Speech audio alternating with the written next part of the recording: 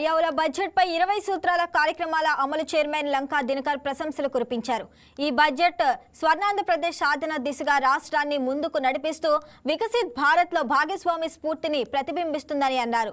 ఉత్తరాంధ్ర, రాయలసీమ, కోస్తా ఆంధ్ర ప్రాంతాల జనవనరుల ప్రాజెక్టులు పారిశ్రామిక, హార్టికల్చర్ రంగాల్లో అభివృద్ధి సాధించే దిక్సూచి అని వ్యాఖ్యానించారు. విద్య, వైద్య, వ్యవసాయం, సాంకేతిక రంగాల అభివృద్ధితో పాటు సామాజిక సంక్షేమానికి ప్రాధాన్యత ఇచ్చేలా బడ్జెట్ను రూపొందించారని లంకా దినకర్ కొనియాడారు. ప్రభుత్వం ఏర్పడిన తర్వాత పూర్తి స్థాయి రెండవ బడ్జెట్, మొత్తం 3 బడ్జెట్లు ప్రవేశపెట్టడం జరిగింది. అందులో రెండవ పూర్తి స్థాయి బడ్జెట్ని ఈరోజు గౌరవ ఆర్థిక మంత్రి పయ్యావుల కేశవ్ గారు ఆంధ్రప్రదేశ్ రాష్ట్ర బడ్జెట్ 2026-27 ఆర్థిక సంవత్సరానికి సంబంధించి ప్రవేశపెట్టడం జరిగింది. ఈ బడ్జెట్ని స్థూలంగా పరిశీలించినట్లయితే ఈ బడ్జెట్ స్వర్ణాంధ్రప్రదేశ్ సాధనకు ఆ దిశగా రాష్ట్రాన్ని ముందుకి నడిపించేటటువంటి విధంగా ఈ బడ్జెట్ ఉంది. ముఖ్యమంత్రి చంద్రబాబు నాయుడు గారి యొక్క ధ్యేయం ఏదైతే ఉందో స్వర్ణాంధ్ర సాధన దిశగా అడుగులు ఈ బడ్జెట్ ద్వారా పడినట్టు స్పష్టంగా కనపడుతుంది. మరోవంక ప్రధానమంత్రి నరేంద్ర మోడీ గారి సంకల్పమైనటువంటి వికసిత భారత్కు అనుసంధానంగా అందులో భాగస్వామ్యం అయ్యేటటువంటి విధంగా ఈ బడ్జెట్ స్పష్టంగా ఒక స్ఫూర్తిని ఈరోజు ప్రతిబింబిస్తూ ఉంది.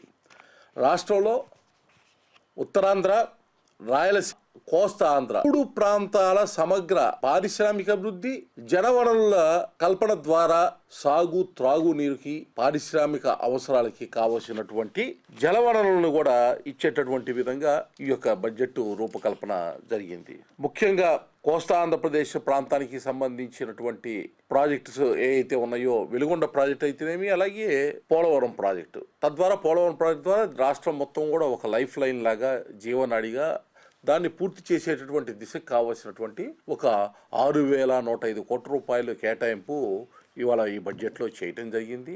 ఏదైతే మొదటి దశ పూర్తి కావటానికి కావలసినటువంటి నిధులని సమకూర్చేటటువంటి దిశగా దానిలో ఆ స్ఫూర్తిని చాటడం జరిగింది.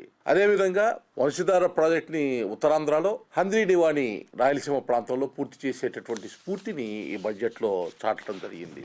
3 ప్రాంతాల్లో పారిశ్రామిక అభివృద్ధి సమతుల్యం సాధించేటటువంటి ఈ బడ్జెట్లో 10 జిల్లాలకి సంబంధించి విశాఖపట్నం ఎకనమిక్ రీజన్ ద్వారా ఏదైతే ముఖ్యమంత్రి చంద్రబాబు నాయుడు గారు దాన్ని ప్రారంభించారో, $1 ట్రిలియన్ ఎకానమీ వరకు సాధించేటటువంటి ఒక స్ఫూర్తితో విశాఖపట్నాన్ని కేంద్రంగా దానికి అడుగులు పడేటటువంటి విధంగా ఒక 28,000 కోట్ల రూపాయల వరకు దీనికి ఖర్చు పెట్టడానికి రాష్ట్ర ప్రభుత్వం ముందుకు రావటం. మరోవైపు అమరావతి ఎకనమిక్ రీజన్ లాగా ఏలూరు నుంచి మొదలుకొని ఏదైతే ప్రకాశం జిల్లా, మార్కాపురం జిల్లా వరకు, అంటే ఏలూరు జిల్లా, కృష్ణా జిల్లా, ఎన్టీఆర్ జిల్లా, గుంటూరు జిల్లా, పల్నాడు జిల్లా, బాపట్ల జిల్లా, ప్రకాశం జిల్లా మరియు మార్కాపురం జిల్లా వరకు కూడా ఈ యొక్క అమరావతి ఎకనమిక్ రీజన్ లాగా దాన్ని కార్యాచరణతో ముందుకు వెళ్ళడానికి కావాల్సినటువంటి ప్రణాళికను తయారు చేస్తా ఉంటే దానికి మరొక 28,000 కోట్ల రూపాయల వరకు కూడా ఈ ప్రాంతానికి సంబంధించి అమరావతి ఎకనమిక్ రీజన్ని అభివృద్ధి చేయడానికి భవిష్యత్తులో నిధుల్ని కేటాయించేటటువంటి విధంగా ఒక